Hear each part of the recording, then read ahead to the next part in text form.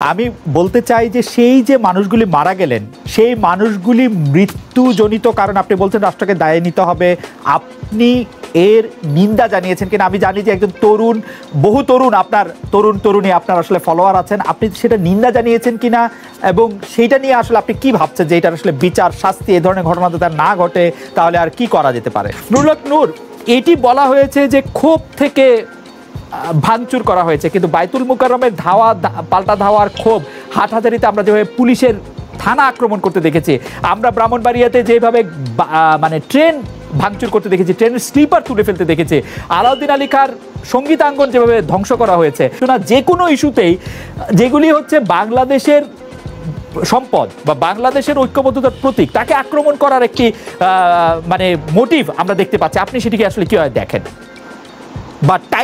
আপনার একটা যথার্থ প্রশ্ন। ওই সময় কেন প্রতিবাদ হয়নি? ওই সময় ডাকসু নির্বাচন হয় না, ডাকসুর বিপি ছিল না, আজকে ডাকসুর বিপি আছে। এবং বাংলাদেশের এই সময় এটা অবশ্যই আপনাদেরকে স্বীকার করতে হবে, রাজপথে যারা গণমানুষের বিভিন্ন দাবি নিয়ে আন্দোলন সংগ্রাম করে, বাংলাদেশ ছাত্র অধিকার পরিষদ, যুব অধিকার পরিষদ, শ্রমিক অধিকার পরিষদ তার মধ্যে অন্যতম। তো যখন আমরা মানুষের বিভিন্ন গণ দাবি নিয়ে কথা বলি, রাজপথে থাকি স্বাভাবিকভাবে, তখন অন্যান্য রাজনৈতিক দলগুলো কিন্তু বাধ্য হয় যে অন্তত এই ইস্যুতে কথা বলতে, কারণ না হলে তো তারা রাজনৈতিকভাবে তাদের মানুষের কাছে অবস্থান হারাবে।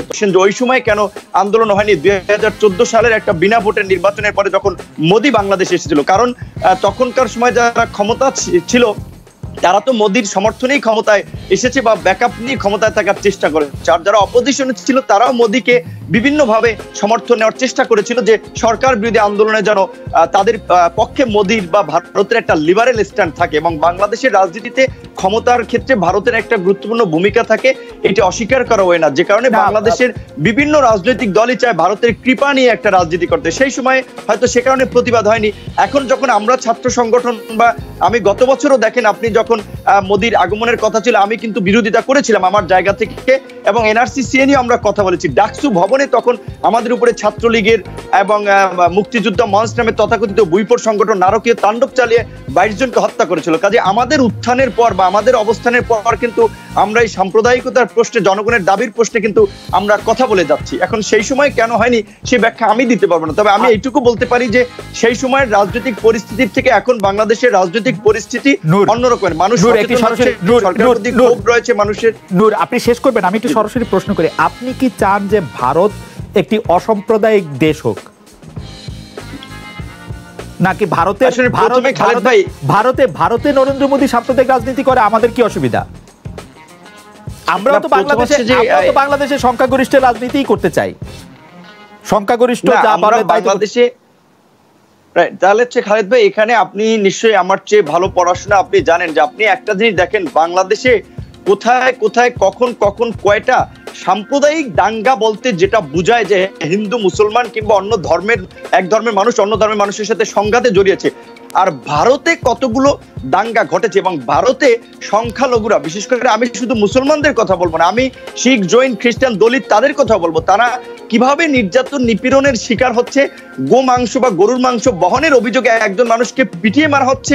এবং গুজরাটের সেই দাঙ্গার কথা আপনি যা বলছেন সেটি হয়তো কেউ এটি বলে থাকবেন, কিন্তু আপনি আমাকে স্ট্যাটিস্টিক্স দেন যে ভারত থেকে শতকরা কতজন মুসলমান পাকিস্তানে চলে গেছেন বা বাংলাদেশে চলে এসেছেন, বাংলাদেশ থেকে কতজন হিন্দু আসলে ভারতে গেছেন, আপনি আমাকে স্ট্যাটিস্টিক্স দিয়ে বলেন। এইটা একটা ভেরি ইন্টারেস্টিং কোশ্চেন খালেদ ভাই। গত কয়েকদিন আগে যদি আপনি আমাদের এলজিএডি মন্ত্রী স্বপন ভট্টাচার্যের একটা কথা শুনেন, তাকে কোট করেছিল জনপরিসর। তিনি বলেছিলেন যে টাকা পয়সা কামিয়ে খালি পার্শ্ববর্তী দেশে যাওয়ার চিন্তা ভাবনা করেন না, যারা গেছে তারা ভালো নাই। এখন এইখানে হচ্ছে কি, পশ্চিমবঙ্গের মানুষের সাথে বাংলাদেশের মানুষের যেহেতু অনেক দিনের একটা সম্পর্ক, অনেকের আত্মীয় স্বজন পশ্চিমবঙ্গে থাকে, তো এখানকার হিন্দুদের অনেকেই মনে করে যে ভারত তাদের জন্য সেফ, তারা অনেকে চলে যেতে চায় এবং কিছু কিছু ক্ষেত্রে রাজনৈতিক ভাবে হচ্ছে ম্যানিপুলেট করেও তাদেরকে আপনার ভারত পাঠিয়ে দেওয়া হয়। উদাহরণস্বরূপ আমি যদি বলি, দিনাজপুরের আপনার কাহারু এবং আরেকটা এলাকার যে একজন এমপি মনোরঞ্জন শীল, আপনার 2018 সালে প্রথম আলোর একটা সংবাদে নিউজ করেছিল যে মনোরঞ্জন শীল, যিনি একজন হিন্দু সাংসদ সরকারি দলের, তার অত্যাচারে 700 মানুষ ভারত ছেড়েছে। এই দায়টাকে আপনি আমাদের মুসলমান সম্প্রদায়ের উপরে চালাবেন, নাকি আমাদের মতো রাজনীতিবিদদের উপরে চালাবেন, নাকি আওয়ামী লীগের একটা রাজনৈতিক ক্যারেক্টারকে আপনি এখানে উপস্থাপন করবেন? এখানে কোনো মানুষ কিংবা রাজনৈতিক দলগুলোর যতটা না দায় দেখি, তার চেয়ে আমি অপরাজনীতির দায় দেখি। নূর, আপনি ঢাকা বিশ্ববিদ্যালয়ের সাবেক ছাত্র, আপনার কাছে কি মনে হয় যে বাংলাদেশের সংখ্যালঘুরা সংখ্যাগুরুদের মতো একই রকম অধিকার নিয়ে বাঁচতে পারে, তাতে তাদের কোনো সমস্যা নাই? আমরা আমাদের পপুলার, আপনি যদি এই মুহূর্তে অন করেন, আমাদের পপুলার যারা বক্তা আছেন তারা সংখ্যালঘুদের সম্পর্কে কি বলেন, সেটি বিবেচনায় রেখেও আপনি এই কথা বলবেন যে তাদের সমান অধিকার বা তারা ভালো আছেন, মানে আপনি এরকম বলতে চাইবেন?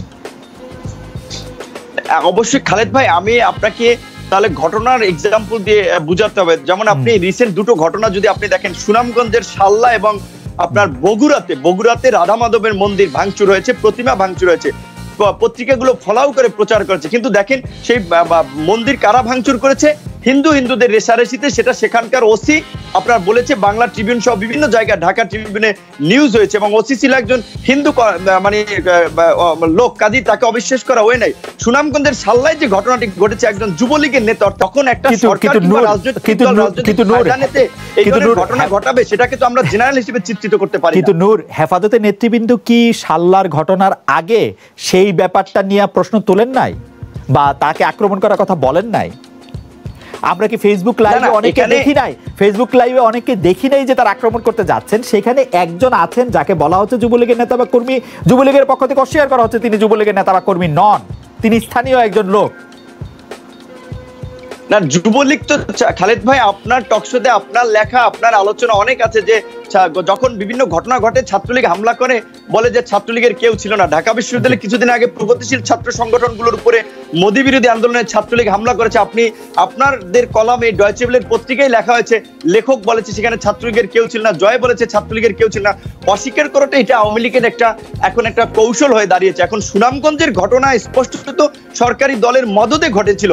এখন এই ধরনের ঘটনাগুলো কেন ঘটছে? এবং আপনি যেটা হেফাজতের কথা বললেন, হেফাজতের প্রতিনিধি হিসেবে আমি কথা বলতে পারি না, কিন্তু আমি ইসলামের প্রতি, আমি যেহেতু ইসলাম ধর্মের একজন অনুসারী মানুষ, আমি সেই ধর্মের একজন মানুষ হিসেবে যদি কথা বলি, ইসলাম ধর্ম কখনোই অন্য ধর্মের মানুষের অধিকারকে খর্ব করার কথা বলে না, ইসলাম সম্প্রীতির কথা বলে। আল্লাহর রাসূল, যাকে পৃথিবীর সর্বশ্রেষ্ঠ মানব বলা হয়, যাকে আমরা নেতা, আমরা অনুসরণ করি, তিনি শেষ বিদায়ের ভাষণে বলেছেন, তোমরা ধর্ম নিয়ে বাড়াবাড়ি করো না, একের ধর্ম অন্যের উপর চাপিয়ে দিও না, কারণ এর চেয়ে ইসলামের স্পষ্ট বাণী কিছু হতে পারে না। কিন্তু সেটাকে যদি কেউ বিকৃত করে, অপপ্রচার করে রাজনৈতিক ফায়দা নেয়, সেটা যে সংগঠনের হোক না কেন, আমরা তীব্র ধিক্কার জানাই, তাদের প্রতি ঘৃণা প্রকাশ করি। এবং হেফাজতের আমি আসলে কখনো আমার কাছে শুনি নাই যে হেফাজতের নেতারা বলেছে যে হিন্দু ধর্মের মানুষের উপরে আক্রমণ চালাও, হিন্দু ধর্মের মানুষের দেশে থাকার অধিকার নাই। বরঞ্চ আমি এটা হেফাজতের রিসেন্ট, আমি বলবো আগে না, হেফাজতের আপনি যদি ট্রান্সফরমেশনটা একটু পর্যবেক্ষণ করেন, তারা কিন্তু আগের ধর্মীয় জায়গা থেকে তারা সরে এসে এখন কিন্তু রাজনৈতিক বিভিন্ন অধিকার নিয়ে তারা একটু সরব হচ্ছে এবং কথা বলছে। সেই জায়গা থেকে আমি বরঞ্চ হেফাজতের বিভিন্ন মানুষের অধিকারের কথাও, এই জায়গা থেকে নূর আপনার বক্তব্য পরিষ্কার। আমি যদি আমার প্রথম প্রশ্নতে একটু ফিরে আসি, আপনি যদি একটু চট করে বলেন, আমাদের অনেক কিছু নিয়ে একটু আসতে হবে আপনার কাছে। সেটা হচ্ছে যে এই যে আক্রমণের সেই বঙ্গবন্ধুর প্রতিকৃতি, শহীদ ধীরেন্দ্রনাথের ভাষা চত্বর, ওস্তাদ আলাউদ্দিন খাঁর সঙ্গীতাঙ্গন, আব্দুল কুদ্দুস মাখনের মুক্ত মঞ্চ, জেলা সরকারি গণগ্রন্থাগার, কালীবাড়ি মন্দিরের প্রতিমা, ব্রাহ্মণবাড়িয়া প্রেস ক্লাব, জেলা পরিষদ ভবন, পুলিশ সুপারের কার্যালয় এবং আরো অনেক কিছু বলা যাবে, সেগুলি কেন আক্রমণ করা হলো? মানে